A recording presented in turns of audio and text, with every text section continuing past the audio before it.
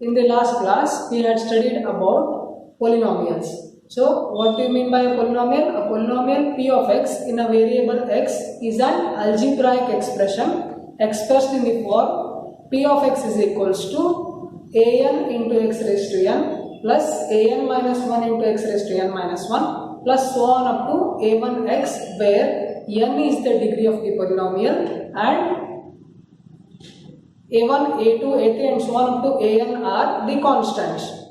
And following that definition, we had studied about what are the conditions for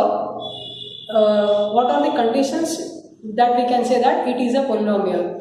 So the condition is the power of the variable shouldn't be a integer nor a prime nor a rational number or any other number. It should compulsorily must and should be a whole number. And after that we had studied about the types of polynomials which are based on the number of terms as well as the degree of the polynomials. On the number of terms, the polynomials are classified as monomial, binomial and trinomial, and on the basis of degree of the polynomial, it is classified as linear polynomial if the degree is 1, quadratic polynomial if the degree is 2, and cubic polynomial if the degree is 3. Now in this class we will be studying two important aspects of polynomials. So let us begin our class. So in this class we are going to study about the zeros of the polynomial. So what do you mean by zeros of the polynomial? Observe, consider an example p of x is equals to x minus 3. Suppose if you put x is equals to 3, what happens? P of 3 is equals to 3 minus 3, which is equal to 0, right? If you put x is equal to 3, it becomes, the whole polynomial becomes 0.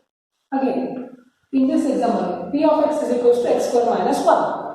If you put x is equal to 1, it becomes p of 1 is equal to 1 square minus 1, which is nothing but 1 minus 1, which is also equals to 0.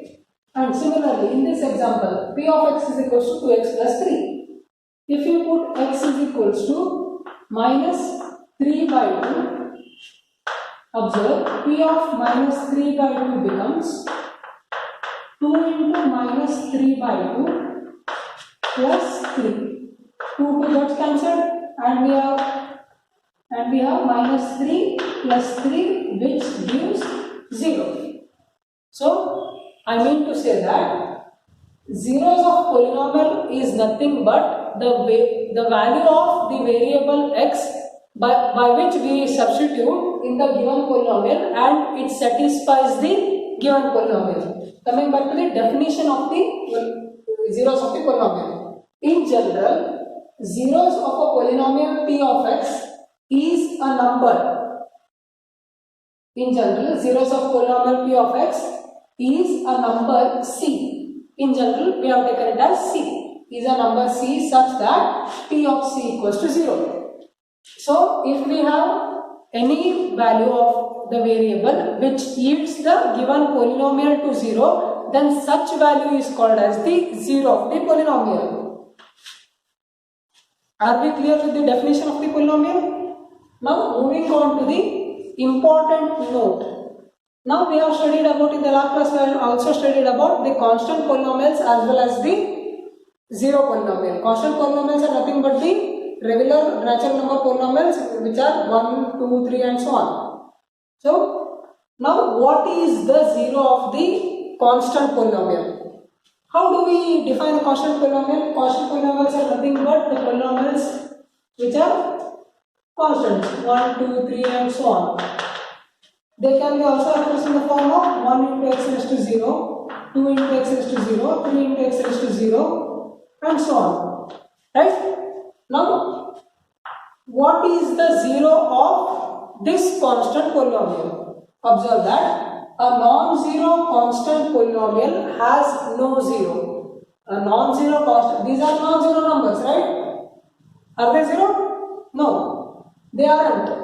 So, a non-zero constant polynomial has no zero. Substituting any value of x will still give us.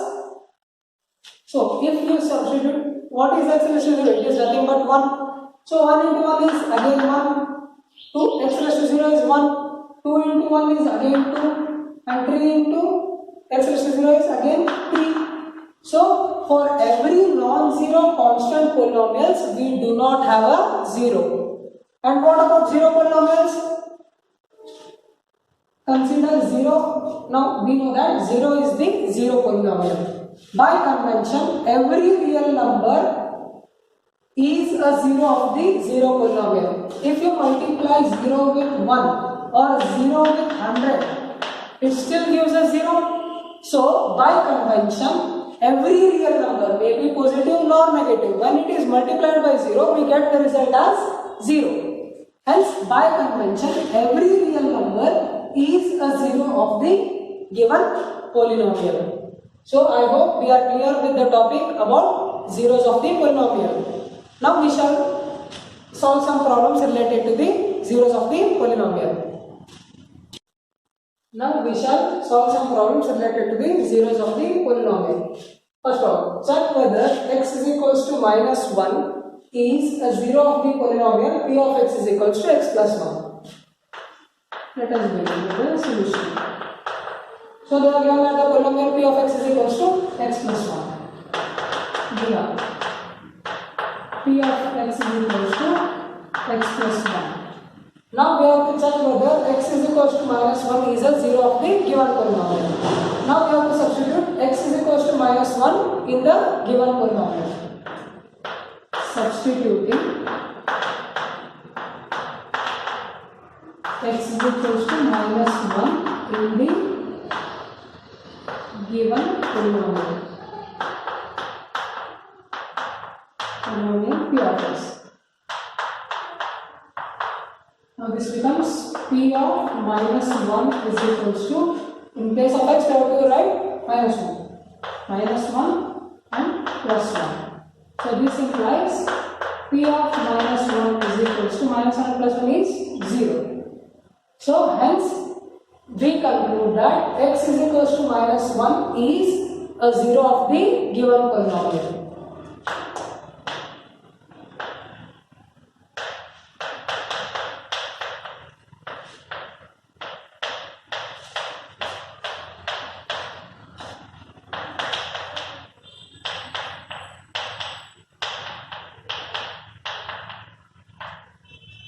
So zeros of polynomial is nothing but when a particular value of the variable is substituted, the whole polynomial is satisfied and it yields the answer as 0. Now that we have got the answer as p of minus 1 is equal to 0, hence we conclude that x is equals to minus 1 is the 0 of the given polynomial. Second example. Check whether x is equals to minus 4 by 5 is the 0 of the polynomial p of x is equals to 5x minus 5. Solution. We know that p of x is given that 5x minus 5, and we have to check whether x is equals to minus 4 by 5 is the 0 of this particular polynomial. Substitute x is equals to minus 4 by 5 in p of x. So p of minus 4 by 5 is equals to 5 into, in place of x we have to write minus 4 by 5, minus 4 by 5 minus 5 as it is. Now 5 gets cancelled, we have the value as minus 4 minus 5, right? So is this equal to 0? No, right? Hence we conclude that x is equals to minus 4 by 5 is not a 0 of the given polynomial p of x is equals to 5x minus 5. Hence x is equals to minus 4 by 5 is not a 0 of given polynomial.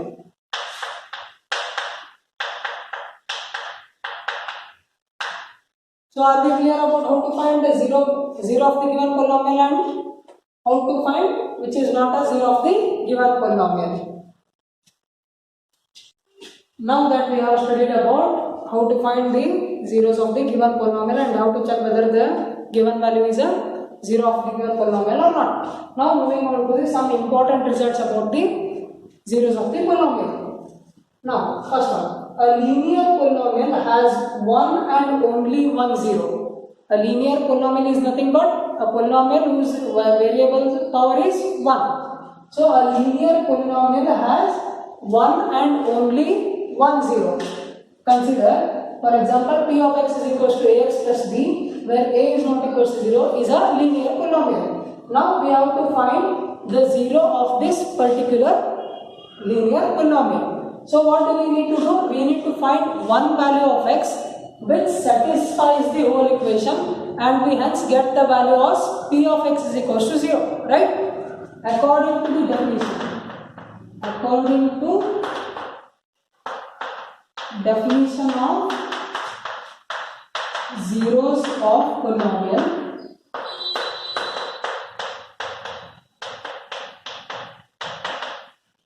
we need to find one value of x from which we get p of x is equals to 0. P of x is equals to 0.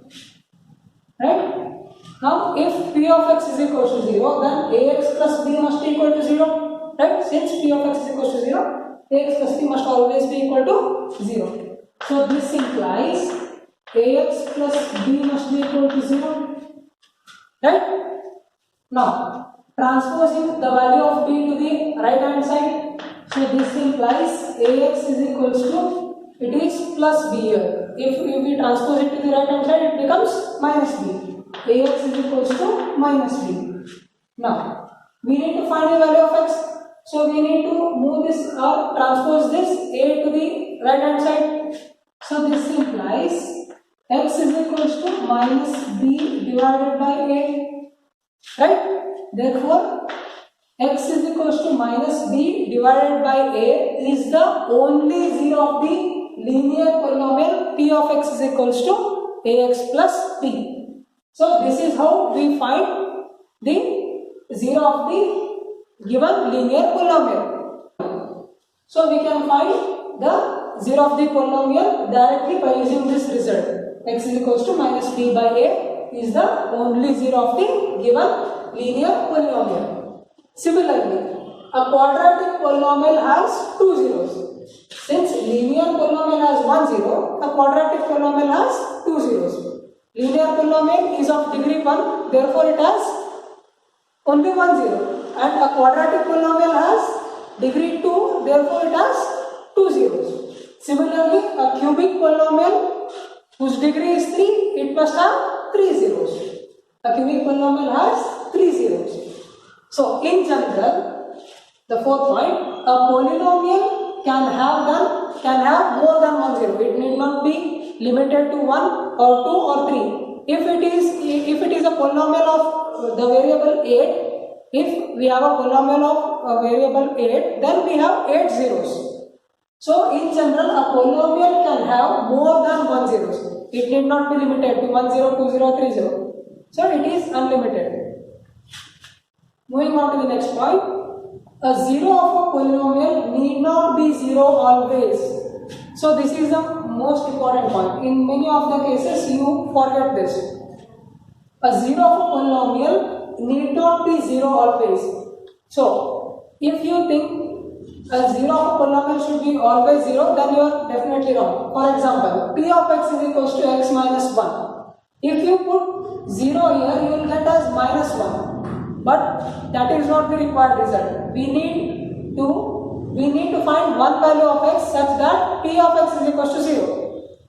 Here p of x is equals to x minus 1. If we substitute x is equals to 1, then we get p of x is equals to 0.